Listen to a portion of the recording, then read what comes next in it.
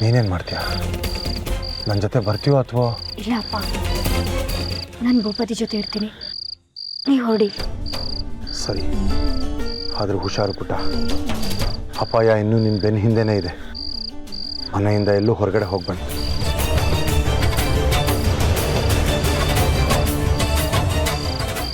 ಹುಷಾರು.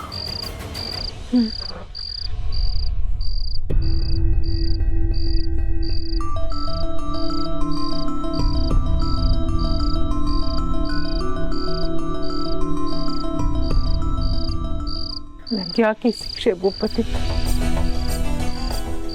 ಈ ಮನುಷ್ಯನ ಮುಂದೆ ನನ್ನ ತಲೆ ತಗ್ಸೋ ಹಾಗಾಯ್ತು.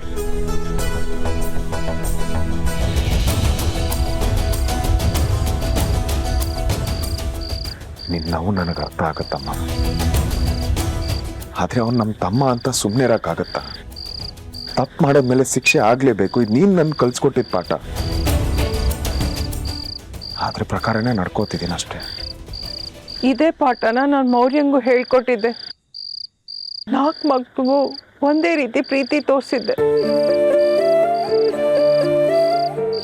ಎಲ್ಲರಿಗೂ ಸಮವಾಗಿ ನೋಡಿದ್ದೆ, ಎಲ್ರಿಗೂ ಒಳ್ಳೇದನ್ನೇ ಹೇಳ್ಕೊಟ್ಟಿದ್ದೆ.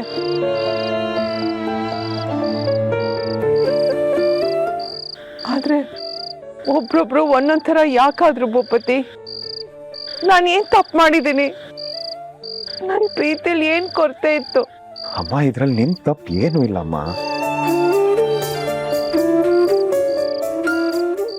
ಮಕ್ಕಳನ್ನ ನೀನೇ ಬೆಳೆಸಿದ್ಯಾ, ಒಳ್ಳೆ ಬುದ್ಧಿ ಕೊಟ್ಟೆ ಬೆಳೆಸಿದ್ಯಮ್ಮ. ಆದ್ರೆ ಅವ್ನು ಮಾಡಿರೋ ತಪ್ಪಿಗೆ ನೀನ್ ಯಾಕೆ ಹೊಣೆ ತಗೋತೀಯ? ಅದ್ರ ಜವಾಬ್ದಾರಿ ಹೊಣೆ ತಗೋಬೇಕಾಗಿರೋದು ಅವನು. ನ್ಯಾಯ ಅಂತ ಬಂದಾಗ ನನ್ನ ತಾಯಿ ಹೇಗೆ ಅಂತ ನನಗ್ ಚೆನ್ನಾಗಿ ಗೊತ್ತು.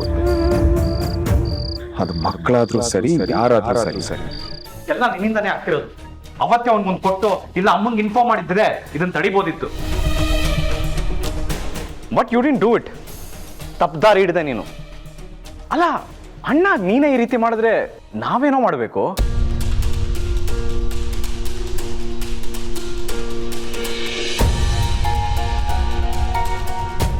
ಮಾತಾಡಿ ಶೌರ್ಯ, ಸುಮ್ಮನೆ ಇದ್ರೆ ಆಯ್ತಾ? ಇದರಲ್ಲಿ ಮೌರ್ಯಂದ್ ಎಷ್ಟು ತಪ್ಪಿದೆಯೋ ಅದರಲ್ಲಿ ಈಕ್ವಲ್ ಶೇರ್ ನಿಮ್ದು ಇದೆ. ಇನ್ಫ್ಯಾಕ್ಟ್ ಹಾಗೆ ನೋಡಿದ್ರೆ ಅವನಿಗಿಂತ ನೀವೇ ಜಾಸ್ತಿ ರೆಸ್ಪಾನ್ಸಿಬಲ್. ಅವನು ಅಲ್ಲೆಲ್ಲೋ ಇದ್ದ.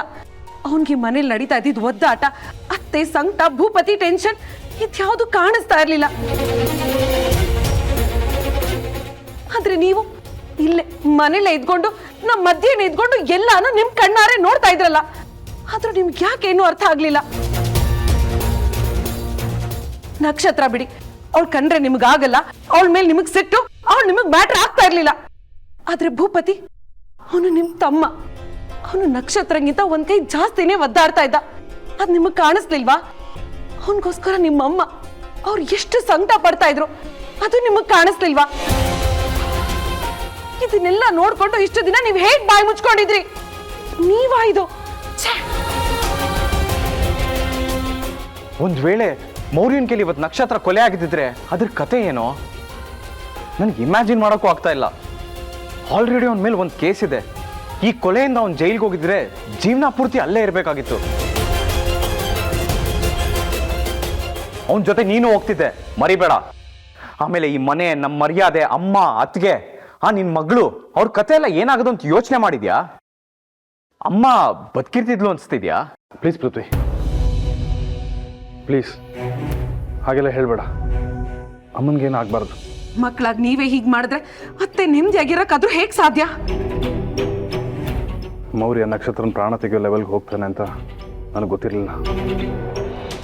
ಟ್ರಸ್ಟ್ ಮಿ ಮಯು, ತುಂಬ ಸಲ ಅವನ್ನ ಸ್ಟಾಪ್ ಮಾಡೋಕ್ಕೆ ಟ್ರೈ ಮಾಡಿದ್ದೀನಿ.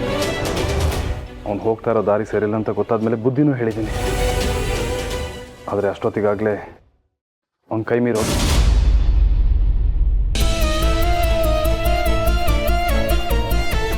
Please don't fight. Prithvi, calm down. It's not the right time. Let Atta and Bhupati come back. We don't know what's happening there. ತಂದೆ ಅವತ್ತು ನಮ್ಮ ಮನೆಗೆ ಬಂದಾಗ ಮೌರ್ಯನ ಬಗ್ಗೆ ಮಾತಾಡ್ದಾಗ ನನ್ನ ತಾಯಿ ಅಂದರೆ ನನ್ನ ತಮ್ಮ ಅಂದ್ರೆ ನಾವು 4 ಜನ ಅಣ್ಣ ತಮ್ಮಂದ್ರೆ ಅಂದ್ರೆ ಹಾಗೆ ಹೀಗೆ ಸಂಸ್ಕಾರ ಎಲ್ಲ ದೊಡ್ಡ ದೊಡ್ಡ ಮಾತು ಮಾತಾಡ್ಬಿಟ್ಟೆ. ಆದ್ರೆ ಅವನು ಇವತ್ತು ನಾವೆಲ್ಲ ನಾಚಿಕೆ ಪಡೋ ರೀತಿ ಮಾಡ್ಬಿಟ್ಟ. ಪತಿ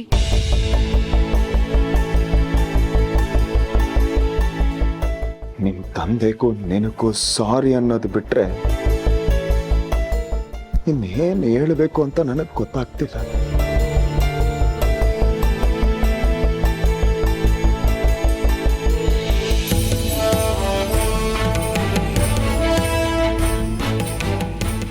ಇವನಿಗೆ ಮಾಡಬಾರ್ದಿತ್ತು ಇವನಿಗೆ. ನಿಮ್ ತಂದೆಯಿಂದ ಅವನಿಗೆ ಅವಮಾನ ಆಗಿತ್ತು ನಿಜ. ನಿಮ್ ತಂದೆಯಿಂದ ಅವನಿಗೆ ಅನ್ಯಾಯ ಆಗಿತ್ತು ನಿಜ. ಆದ್ರೆ ಅವನು ಅವ್ರ ದಾರಿ ಹಿಡಿಬಾರ್ದಿತ್ತು. ಇವತ್ತು ಅವನಿಗೂ ನಿಮ್ಮ ತಂದೆಗೂ ಏನೂ ವ್ಯತ್ಯಾಸ ಇಲ್ಲ.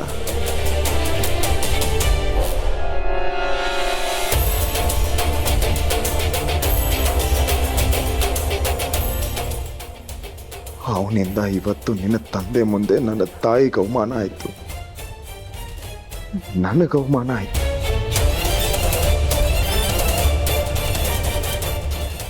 ನಡೆಯಕ್ಕಾಗ್ತಿಲ್ಲ ನನಗೆ. ನಮ್ಮನೆ ಮರ್ಯಾದೆ ತೆಗ್ದಿರೋನು ನನ್ನ ತಮ್ಮನೇ ಆಗಿರ್ಲಿ. ಪ್ಲೀಸ್ ನನ್ನ ಹತ್ರ ಸಾರಿ ಕೇಳಬೇಡಿ. ಅದರಿಂದ ಏನೂ ಬದಲಾಗಲ್ಲ. ನನ್ನ ಹತ್ರ ಕ್ಷಮೆ ಕೇಳಿ ಏನ್ ಬಂತು? ನಿಮ್ಮನ್ನ ಕ್ಷಮಿಸ್ಬೇಕಾಗಿರೋಳು ನಾನಲ್ಲ, ಭೂಪತಿ, ನಕ್ಷತ್ರ. ಹೋಗಿ ಅವ್ರ ಹತ್ರ ಮಾತಾಡಿ, ಅವರನ್ನ ಕ್ಷಮೆ ಕೇಳಿ. ಅದರಲ್ಲೂ ಭೂಪತಿ, ಅವನಿಗೆ ನಿಮ್ಮಿಂದ ಎಷ್ಟು ಬೇಜಾರಾಗಿದೆ ಅಂತ ನನ್ನಿಂದ ಹೇಳಕ್ಕೂ ಆಗಲ್ಲ. ಅಷ್ಟು ಹರ್ಟ್ ಆಗಿದೆ ಅವನಿಗೆ. ಮೊದಲು ಹೋಗಿ ಅವನ ಹತ್ರ ಸಾರಿ ಕೇಳಿ. ಅವ್ನು ನಿಮ್ಮನ್ನ ಕ್ಷಮಿಸಿದ್ರೆ ನನಗೂ ಸಮಾಧಾನ ಆಗುತ್ತೆ. ಅವನ ಹತ್ರ ನಾನು ಯಾವ ಮುಖ ಹೊತ್ಕೊಂಡು ಹೋಗ್ಲಿ? ನನಗೆ ಅವನ್ನ ಫೇಸ್ ಮಾಡಕ್ ಆಗ್ತಿಲ್ಲ. ಇದನ್ನೆಲ್ಲ ಮೌರ್ಯಂಗೆ ಸಪೋರ್ಟ್ ಮಾಡೋಕ್ಕಿಂತ ಮುಂಚೆ ಯೋಚನೆ ಮಾಡ್ಬೇಕಾಗಿತ್ತಲ್ವಾ ಶೌರ್ಯ? ಹೀಗೆ ಬೇಜಾರು ಮಾಡಿಕೊಂಡು ಏನು ಪ್ರಯೋಜನ? ನೋಡಿ, ಮೊದಲು ಹೋಗಿ ಭೂಪತಿ, ನಕ್ಷತ್ರ ಹತ್ರ ಸಾರಿ ಕೇಳಿ. ಒಂದೇ ಮನೇಲಿ ಇದ್ಕೊಂಡು ಅವ್ರ ಮುಖ ನೋಡದೆ ಅವಾಯ್ಡ್ ಮಾಡ್ಕೊಂಡು ಬದುಕ್ತೀನಿ ಅಂದ್ರೆ ಅದಾಗದೇ ಇರೋ ಮಾತು. ಪ್ಲೀಸ್ ಅರ್ಥ ಮಾಡ್ಕೊಳ್ಳಿ.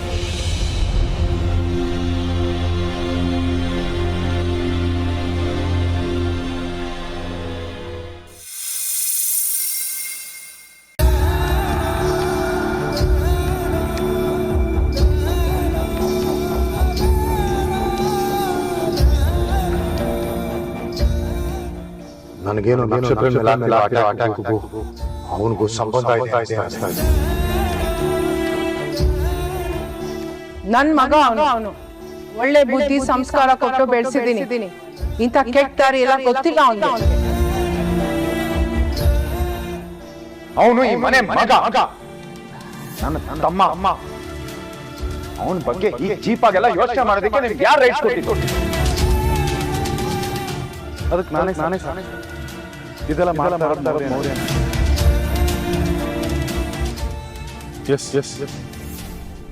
ಮೌರ್ಯ ಏನೇನು ಮಾಡಿದಾನೋ ಅದಕ್ಕೆಲ್ಲ ಮನೆಯೊಳಗೆ ಸಪೋರ್ಟ್ ಮಾಡ್ಕೊಂಡು ನಾನು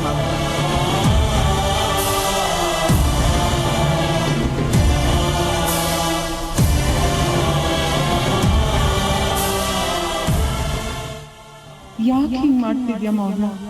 ಈ ಅಮ್ಮಂಗೆ ಯಾಕೆ ಈ ಥರ ನೋವು ಕೊಡ್ತಿದ್ಯಾ?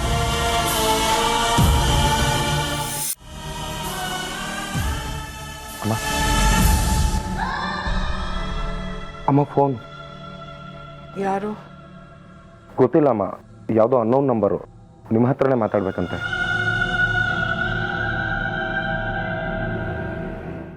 ಹಲೋ ಅಮ್ಮ,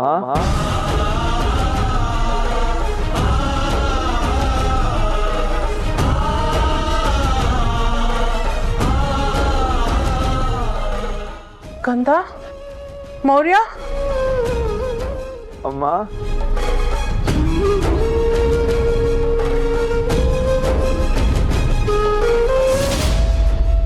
ಅದಕ್ಕೆ ನಾನೇ ಇದೆಲ್ಲ ಮಾಡ್ತಾ ಇರೋದು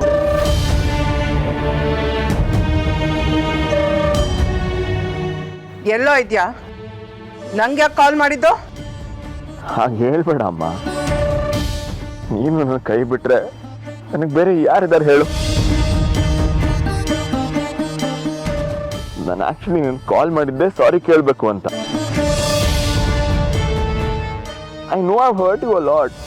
ಐ ಆಮ್ ರಿಯಲಿ ಸಾರಿ ಅಮ್ಮ. Shut up. Sorry means nothing to you.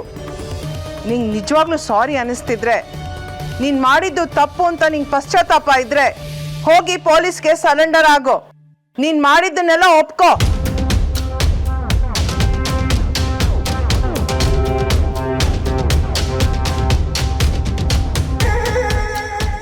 ನಾನು ಬರಲ್ಲ ಅಮ್ಮ. ಮೌರ್ಯ ಸಾರಿ ಅಮ್ಮ.